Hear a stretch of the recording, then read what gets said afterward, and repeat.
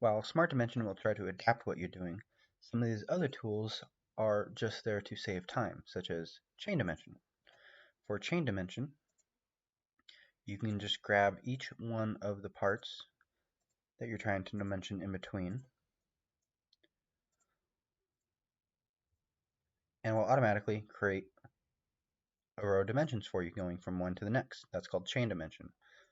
There's another type of dimensioning called Broken Chain, which you have an array of chains, but your last dimension is an overall length.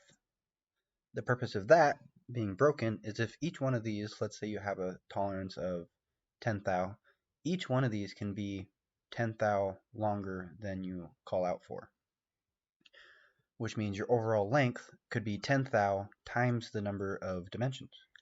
If you do this top dimension here, making it a broken chain, your max length cannot equal more than 10 thou past what you call for.